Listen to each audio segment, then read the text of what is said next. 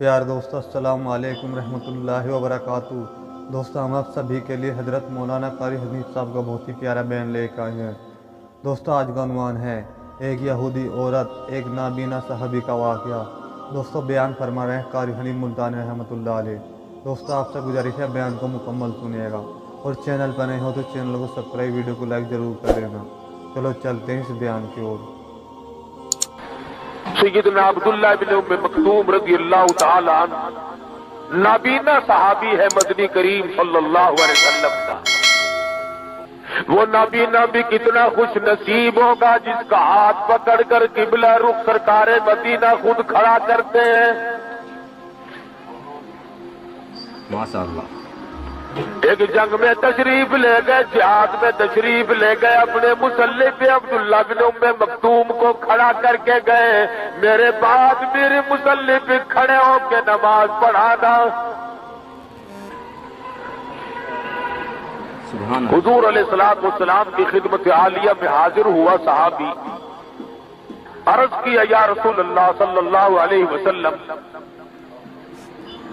मेरा घर दूर पड़ता है, नमाज के लिए आते हुए ठोकरें लगती हैं, टकरें लगती हैं, परेशान होता हूं, क्या आप मुझे घर में नमाज पढ़ने की इजाजत देते?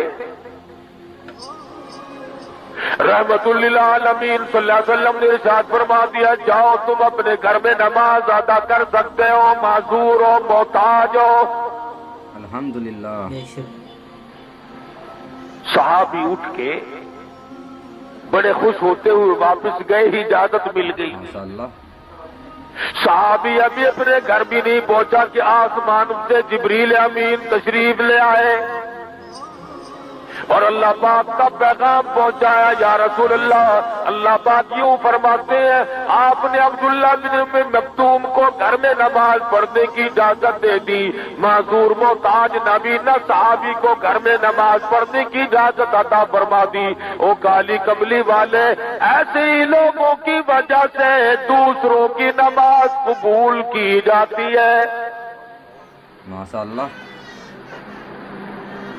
इन लोगों की वजह से जिनको आपने घर में नमाज की इजाजत दी, ऐसे लोगों की बरकतों से औरों की नमाज कबूल होती है। रहमत दो आलम सल्लल्लाहु अलैहि वसल्लम ने अब्दुल्लाह बिन मक्तूम को रास्ते से वापस बुलाया और बुला के फरमाया, अब्दुल्लाह, अजान सुनते हो? अर्ज किया, हाँ या रसूल अल्लाह सुनता हूँ। इरशाद फरमाया, फिर तो तुम्हें मस्जिद में आना ही पड़ेगा। अल्लाह मियां ने ये बात गवारा न की कि हुजूर का अदना सहाबी, मोहताज सहाबी भी जमात के बगैर घर में नमाज अदा कर ले। अरे उस जमाने के तो नबीना भी कितने ऊंची शान के मालिक थे। मदीने पाक में अल्लाह पाक हर मुसलमान को मदीने पाक की ज़ियारत नसीब फरमाए। मदीने पाक में यहूदी औरत रहती है, शायरा है, शेर पढ़ती है, हुजूर की बड़ी तौहीन करती है, गुस्ताखी करती है, बेअदबी करती है। सहाबा किराम ने इत्तला करी, मदनी करीम सल्लल्लाहु अलैहि वसल्लम का दिल दुखा, आपको परेशानी हुई। मगरिब की नमाज में ऐलान फरमाया, कौन है जो उस यहूदी औरत को कत्ल करे? अल्लाहु अकबर। कौन है जो मेरी तौहीन करने वाली, बेइज्जती करने वाली उस औरत को कत्ल कर डाले? मैं उसके लिए जो कत्ल करेगा जन्नत और बहिश्त का वादा करता हूं। हुजूर अलैहिस्सलातु वस्सलाम ने इरशाद फरमा दिया, नबीना सहाबी नमाज के बाद अलहदा कोने में जाके सजदे में पड़ गया। कहता, इलाहुल आलमीन, सजदा दरमियान में मैदान में हमला करना मेरे बस का रोग नहीं, हमला करना मेरे बस का रोग नहीं। تلوار چلانا میرے بس کا روگ نہیں، نیزہ چلانا میرے بس کی بات نہیں، تیر اندازی میرے بس کی بات نہیں۔ سارے صحابہ میدان جہاد میں جاتے ہیں، اپنے درجے بلند کراتے ہیں، کہیں سے لوٹتے ہیں۔ او میرے پروردگار، میں محتاج صحیح، میں معذور صحیح، میں مجبور صحیح، اے اللہ یہ مجبوری بھی تیری دی ہوئی ہے۔ او میرے مالک کی اس عورت کا قتل تو میرے ہاتھوں نصیب کر دے۔ سبحان اللہ۔ بتاؤ کس نے اس کے ذمے لگایا تھا؟ آج ہر مسلمان کہتا ہے میری کوئی ذمہ داری نہیں، مجھے کیا کرنا ہے، اپنے آپ لوگ سنبھال لیں گے اپنا کام۔ کوئی نماز پڑھے نہ پڑھے پرواہ نہیں، کوئی دینداری اختیار کرے یا نہ کرے پرواہ نہیں، کوئی اسلام کی قانون کی حمایت کرے مخالفت کرے پرواہ نہیں، ہمیں کیا لینا۔ ارے اس نابینا صحابی کو اس بات کا پتہ نہیں تھا جو تمہیں چل گیا۔ حضور صلی اللہ علیہ وسلم نے اشارہ بھی تو نہیں کیا کہ کوئی محتاج آدمی جا کر عورت کو قتل کرے، مطلق فرمایا، اور ظاہر ہے کہ حضور کا اعلان آنکھوں والوں کے لیے تھا، نوجوانوں کے لیے تھا، مجاہدوں اور غازیوں کے لیے تھا، لیکن تمنا اپنی اپنی اور حسرت اپنی اپنی ہے۔ نابینا صحابی سجدے میں پڑا ہوا رو رو کے دعائیں مانگ رہا ہے، جس کی الیرا الہی، اور میری پروردگار، نبی نے جنت کا وعدہ فرمایا، اس عورت کا قتل میں محتاج کے نصیب کر دے۔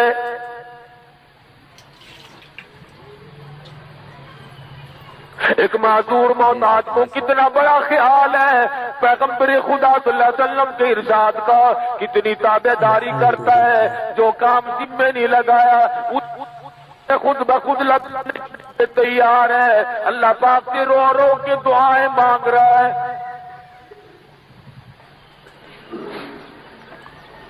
سبحان اللہ۔ اور جو اچھے بھلے ہیں اس زمانے میں آنکھوں والے لکھے پڑھے، شرم نہیں آتی یوں کہتے ہوئے، اسلام اس زمانے میں کامیاب ہو ہی نہیں سکتا، اسلام اس زمانے میں چل ہی نہیں سکتا، قرآن چل ہی نہیں سکتا۔ اور مسلمانوں، جس قرآن کا قانون اس زمانے میں نہیں چل سکتا، پھر میری بات سنو، اس قرآن کا ثواب اس زمانے میں تمہارے مردوں کو بھی نہیں پہنچ سکتا۔ اللہ اکبر۔ قانون چلانے کے لیے یہ ناقص ہے، مردے بخشوانے کے لیے یہ کامل ہے۔ وسیلہ پیش کرتے ہیں، مرنے کے بعد قرآن پکڑ کے بیٹھتے ہیں، میرے باپ دادا ضامن بنی، ساری عمر قرآن کو ضامن نہیں بنایا، ساری عمر قرآن کو گھر میں جگہ نہیں دی، دکان میں جگہ نہیں دی، منڈی میں جگہ نہیں دی، کاروبار میں جگہ نہیں دی، شکل میں جگہ نہیں دی، لباس میں اللہ کے قرآن کو کبھی جگہ نہیں دی۔ مرنے کے بعد کہتے ہیں یہ قرآن ہمارا ضامن بنے گا۔ لوگوں، قرآن اتنا کملا کوئی نہیں۔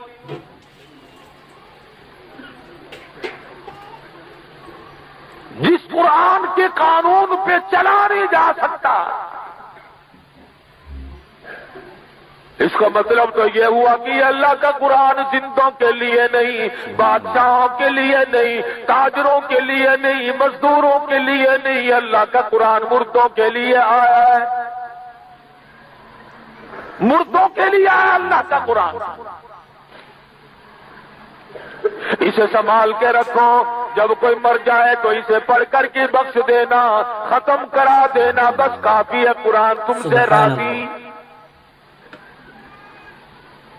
اللہ والو ایسی بات نہیں، یہ محتاج صحابی ہے، نابینا صحابی ہے، معذور مجبور صحابی ہے، مدنی کریم صلی اللہ علیہ وسلم کا غلام تابعدار ہے، جانثار ہے، مدینے پاک میں حضور کی مسجد میں سجدے میں پڑا ہوا رو رہا ہے اور کہتا ہے الہی اس یہودی عورت کا قتل میرے نصیب کر دے۔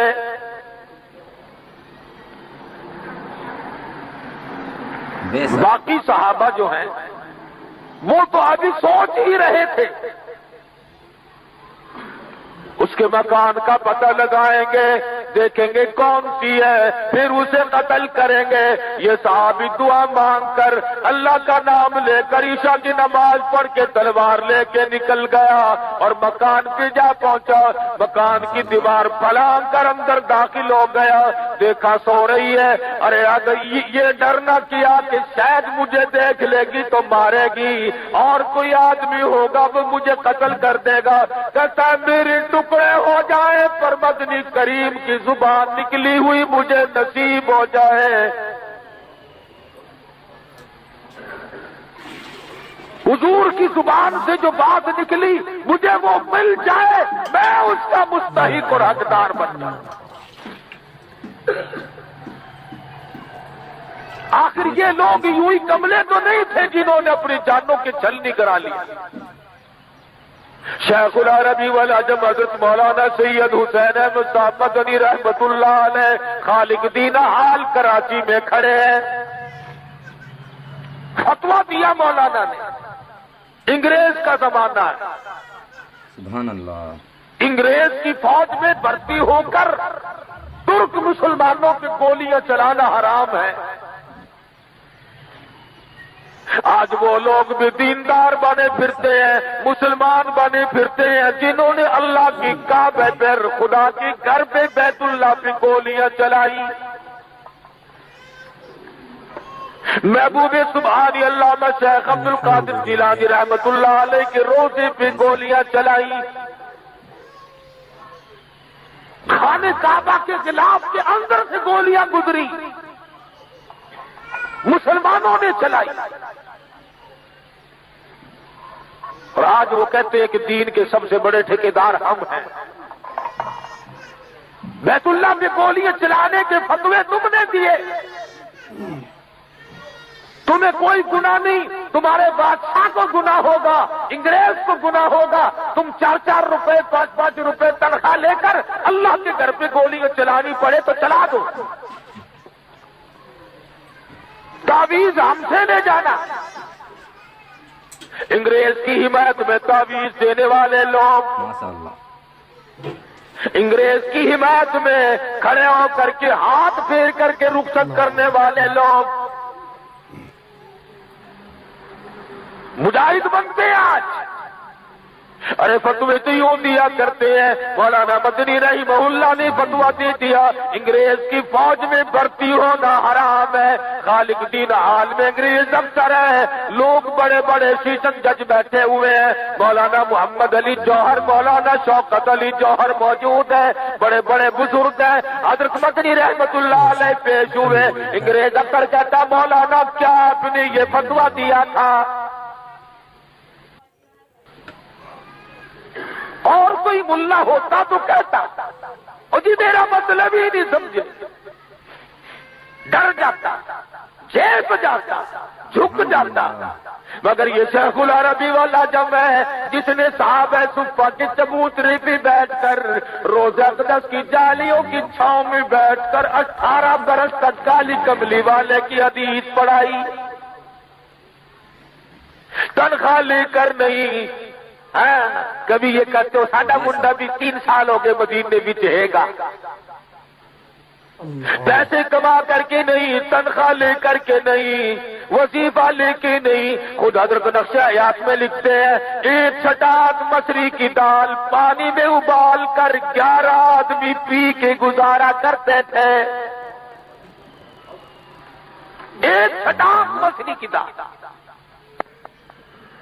قرآن عزیز نے انہی چیزوں کو مد نظر رکھتے ہوئے ارشاد فرمایا یا ایھا الذین آمنوا کونوا قوامین بالقسط، اے ایماندارو، او نبی کا کلمہ پڑھنے والوں، اپنے دلوں میں نبی کی غلامی کا دم بھرنے والوں، اپنے آپ کو نبی کا امتی سمجھنے والوں، کونوا قوامین بالقسط شہداء للہ، فرمایا تم لوگوں میں انسان امساک کرنے کے لیے بھیجے گئے ہو. وَلَا يَجْرِمَنَّكُمْ شَنَآنُ قَوْمٍ عَلَىٰ أَلَّا تَعْدِلُوا اعْدِلُوا هُوَ أَقْرَبُ لِلتَّقْوَىٰ وَاتَّقُوا اللَّهَ. فرمایا عدل اور انصاف اتنی بابرکت ہے، ایسا انصاف کیا کرو جس کی دنیا میں نظیر نہ ملے. سیدنا فاروق اعظم کے زمانے میں بحرین سے کچھ توری آ گئی. آپ نے فرمایا کوئی تقسیم کر دے، یہ خوشبو تقسیم کر دی جائے. حضرت عاتقہ عمر فاروق کی گھر والی رضی اللہ تعالیٰ عنہ فرمانے لگی، کہنے لگی لاؤ میں تقسیم کر دوں. فرمایا نہیں نہیں، اپنے حصے سے زیادہ جو تیرے ہاتھ کو خوشبو لگے گی وہ تیرے بالوں کو ہاتھ لگ جائیں گے. میں نہیں چاہتا عمر فاروق کے گھر میں حصے سے زیادہ ہاتھ کو لگی ہوئی خوشبو بھی کیوں آ جائے. اعدلوا اقرب للتقوى واتقوا الله. عدل کے قریب رہو، وہ تقوی کے زیادہ نزدیک ہے. واتقوا اللہ، اللہ سے ڈرو. ان اللہ خبیر بما تعملون. اللہ پاک تمہارے ہر عمل کو اچھی طرح سے دیکھ رہے ہیں. تم اپنے ماتحتوں کے ساتھ کیسا برتاؤ کرتے ہو، اپنے ہم شریک کاروبار کے شریک والوں کے ساتھ تمہارا کیسا دھندا ہے. وعد اللہ الذین آمنوا وعملوا الصالحات لهم مغفرۃ واجر عظیم. اللہ پاک فرماتے ہیں میں نے ایمانداروں سے، اچھے کام کرنے والوں سے یہ وعدہ کر رکھا ہے کہ میں ان کے اعمال کو، ان کے اجر کو بڑھاتا ہی چلا جاؤں گا. ان کے ثواب کو، ان کے اجر کو میں بڑھاؤں گا. اللہ پاک فرماتے ہیں میرا مومنوں سے وعدہ. مومن کو سبحان اللہ، جو کلمہ لا الہ الا اللہ محمد الرسول اللہ صلی اللہ علیہ وسلم پڑھنے کے بعد اس کلمے والی زندگی بنانے کا بھی فکر رکھتا ہے، جس کو ہر وقت یہ فکر ہے شاید مرتے وقت میری زبان کی نوک پر کلمہ ہوگا یا گیت ہوگا یا گالی ہوگی، نہ معلوم کس حال میں میری موت آئے. ہر وقت یہ فکر دامنگیر رہتا ہے. فرمایا والذین کفروا وکذبوا بآیاتنا فاولئک اصحاب الجحیم. وہ لوگ جنہوں نے میری آیتوں کا انکار کیا اور جنہوں نے جھٹلایا میری آیتوں کو، یہی لوگ ہیں جہنمی، یہی لوگ جہنم کا ایندھن بنے. تو منافقت ہے دین سے بغاوت. سعید بن جبیر رضی اللہ تعالی عنہ صحابی ہے. حجاج بن یوسف کا زمانہ، ظالم بادشاہ، ایسا ظالم کہ لوگوں کی کٹی ہوئی گردنیں صرف تڑپتی ہوئی دیکھنے کے لیے ہزاروں گردنیں کٹاتے، بے شک تماشا دیکھنے کے لیے. سعید بن جبیر کے 2 جوان بیٹوں کے خلاف گورنمنٹ نے وارنٹ جاری کر دیے. وہ روپوش ہو گئے. چنانچہ ایک روز وہ اپنے گھر میں کھانا کھا رہے تھے. سبحان اللہ. سرکار کے آدمی نے سعید بن جبیر سے پوچھا کہ تمہارے بیٹے کہاں ہیں؟ فرمایا گھر میں کھانا کھا رہے ہیں. چنانچہ پولیس نے آ کر کے گرفتار کر لیا اور حجاج کے دربار میں پیش کر دیا. حجاج بن یوسف نے سعید بن جبیر سے پوچھا یہ تمہارے کیا لگتے ہیں؟ صحابی فرمانے لگے دونوں نوجوان میرے بیٹے ہیں. اللہ اکبر. حجاج بن یوسف کہنے لگا جب تم جانتے ہو کہ ان کو پکڑتے ہی، ان کو گرفتار کرتے ہی میں قتل کرا دوں گا، تو باپ ہو کر تم نے کیسے بتلا دیا کہ بیٹے اندر کھانا کھا رہے ہیں؟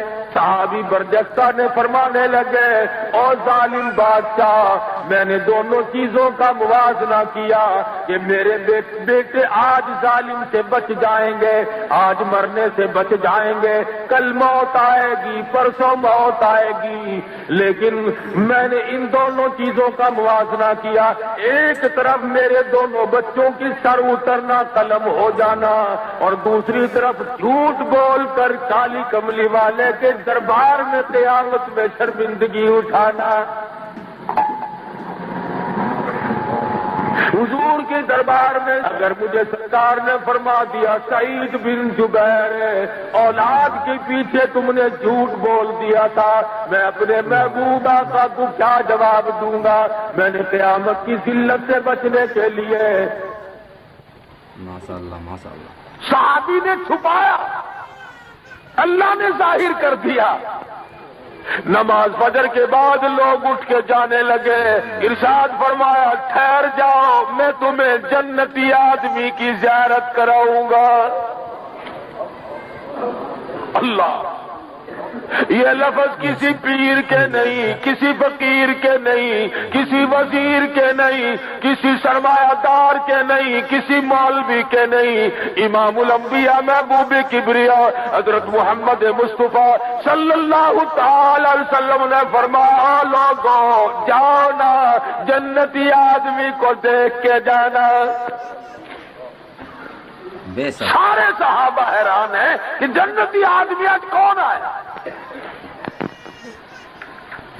اور وہ صحابی کونے میں بیٹھا ہوا رو رہا ہے، یا اللہ قبول کرنا تیرا کام ہے، میں جو کر سکتا تھا وہ کر گزرا، قبولیت فرما۔ رحمت للعالمین سید المرسلین حضرت محمد کریم صلی اللہ علیہ وسلم خود تشریف لائے، نابینا صحابی کا ہاتھ پکڑ کر لے جا کر بیچ میں کھڑا کر دیا، اور لوگوں جس نے جنتی آدمی کی دنیا میں زیارت کرنی ہو وہ آج ہی سے دیکھ لے۔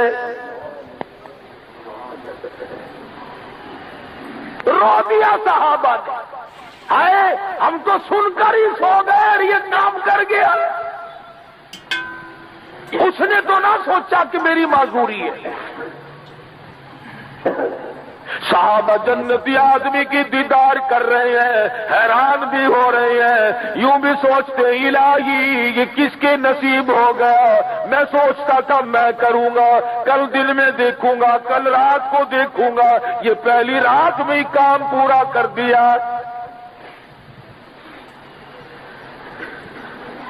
ایک ہمارا زمانہ ہے، لیل پور میں ایک مولوی صاحب تقریر کر رہا تھا، برابر میں کھڑا ہو کر کے ایک آدمی کہنے لگا جس نے رسول اللہ صلی اللہ علیہ وسلم کو دیکھنا ہو وہ اسے دیکھ لے۔ کتنی بڑی گستاخی، کتنی بڑی بے ادبی۔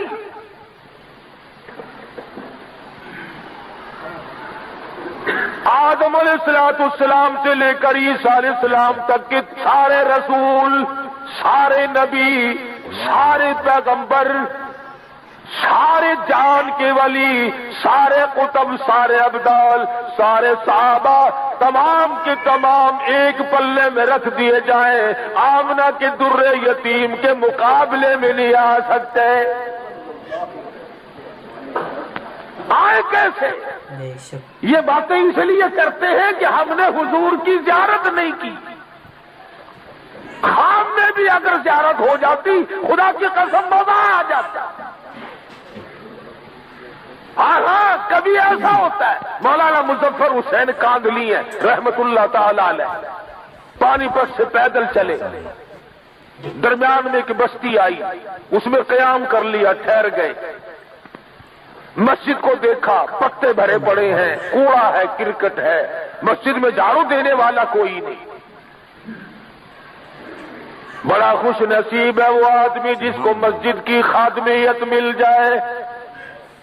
آج اس کو لوگ ناز سمجھتے ہیں، میں ڈی سی کا بنگی ہوں، میں ایس پی کا بنگی ہوں، میں کمشنر کا خادم اور چپڑاسی ہوں، میں گورنر کاردلی ہوں، میں صدر مملکت کاردلی ہوں۔ ارے کتنا کمال کا وہ آدمی جس کو اللہ میاں اپنے گھر کاردلی بنا لے۔ खुदा जिसको अपने घर में कबूल फरमा ले। ये जो तुम मस्जिद में बैठते नहीं, तुम यूं ना समझो कि हम नहीं बैठते, अल्लाह नहीं बैठने देता कि जाओ तुम इस काबिल हो कि थोड़ी देर मेरे घर पे आओ।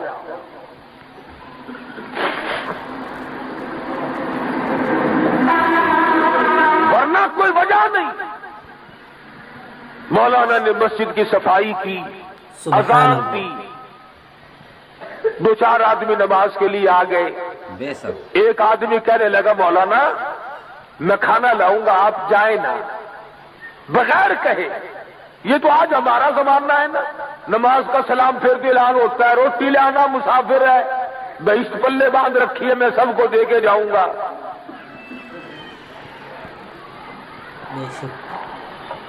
दो ही तो ऐलान है हमारे जमाने में। या सलाम फेर के ऐलान होगा कि फलानी भैंस खोई गई, बकरी खोई गई, वापस कर देना। कहने लगा मौलाना मैं खाना लाऊंगा। 3 रोटियां लाके उसने दी। मौलाना फरमाते हैं मैं खा के ईशा की नमाज के बाद सो गया तो मुझे एक रात में 3 मरतबा मोहम्मद अरबी सल्लल्लाहु अलैहि वसल्लम का दीदार नसीब हुआ। 3 मरतबा हुजूर की ज़ियारत हुई सल्लल्लाहु अलैहि वसल्लम। अब बताओ ऐसी जगह कौन छोड़े। मौलाना ठहर गए वही के बाबा, ये तो मस्जिद वैसे ही पत्तों वाली नजर आई, यहां तो अल्लाह का करम बरस रहा है। अगले दिन भी ठहर गए। अगली रात भी वही आदमी कहने लगा कि मौलाना मैं खाना लाऊंगा। चुनाचे 2 रोटियां लाया और मौलाना फरमाते हैं कि मैं 2 रोटियां खा करके सो गया तो मुझे हुजूर अकरम सल्लल्लाहु अलैहि वसल्लम का 2 मरतबा ख्वाब में दीदार नसीब हुआ। बेशक। तीसरे दिन मौलाना फरमाते मेरा वहां से जाने को जी ना करे, जाऊं कैसे, जहां इतनी बड़ी दौलत मिलती हो उस जगह को कौन छोड़े। बेशक। तीसरे दिन वही आदमी आया और कहने 1 रोटी लाया और कहने लगा मौलाना कल आप यहां तशरीफ ना रखे। मौलाना फरमाते हैं कि 1 रोटी खा के जब मैं सोया तो मुझे हुजूर का 1 मरतबा ख्वाब में दीदार नसीब हुआ सल्लल्लाहु अलैहि वसल्लम। अब मेरी समझ में ये बात आ गई कि ये मस्जिद की बरकत नहीं, ये इस बस्ती की बरकत नहीं, ये तो इसकी रोटियों में कोई बरकत है। 3 खाई तो 3 मरतबा, 2 खाई तो 2 मरतबा, 1 खाई तो 1 मरतबा हुजूर का दीदार नसीब हुआ सल्लल्लाहु अलैहि वसल्लम। ये तो इसकी रोटी में कोई बरकत है। मौलाना फरमाते हैं कि जब उसने ये कहा कि हजरत कल को ना ठहरे आप, मैंने हाथ पकड़ लिया और पूछा अगले दिन कि भाई ऐसा तू क्या नेक अमल करता है जिसकी बिना पर मैं जितनी तेरी रोटी खाई उतनी अल्लाह के नबी की ज़ियारत की। वो कहने लगा अल्लाह वाले, परसों जब आप तशरीफ लाए मेरा भी और मेरी बीवी का भी, मेरे बच्चे का भी 3 दिन का फाका था। मैं मजदूरी करके आया, इतना आटा बना था कि 3 रोटियां हुई। मैं आपको देख गया, चेहरे से पता चला कोई अल्लाह वाला है। मैं अपनी रोटी लेके चला। बीवी ने पूछा कहाँ चले, मैंने कहा मस्जिद में एक अल्लाह वाला मुसाफिर है, उसको रोटी देने चला हूं। कहने लगी अल्लाह वाले तुझे बहिश्त चाहिए तो मुझे भी तो चाहिए, मैं चौथे दिन का भी फाका कर लूंगी, मेरी भी ले जा।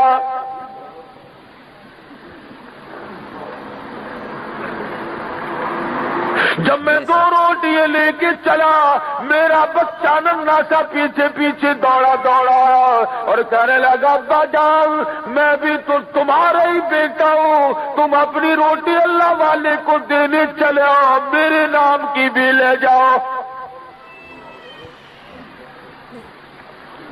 कहने लगा आपने पूछा है आलिम दीन हो, झूठ नहीं बोलना, हमने तीनों ने फाके पे फाका कर लिया। और जो दूसरा दिन आया तो बच्चे की हालत बिगड़ गई थी, उसकी रोटी उसको दे दी, میں نے اور میری بیوی نے 5ویں دن بھی فاقہ کر لیا، پتے تھوڑے سے چبا لیے، کوئی مصیبت تو نہیں، خوشی سے چبا رہے ہیں۔ کیوں؟ اس لیے کہ اللہ کے دربار میں جو مسافر آ کر کے بیٹھا ہے اس کی خدمت کرنا یہ خداوند عالم کی رضامندی کا بہت بڑا سبب بنے گا۔ اور کہنے لگے 3رے دن بیوی کی حالت خراب ہو گئی، اس کی نام کی بھی روٹی اسے دے آیا ہوں، اور کل کو میرا 6واں دن ہو جائے گا، مجھے اپنے اوپر بھی اعتبار نہیں، کل کو کہیں میرا قدم نہ پھسل جائے، اس لیے میں نے کہا ہے کہ کل آپ تشریف نہ رکھیں۔ بے شک کہا یہ لوگ خواب میں بھی نصیب نہیں، ان حضرات کو کم سے کم خواب میں تو حضور صلی اللہ علیہ وسلم کا دیدار ہوتا تھا۔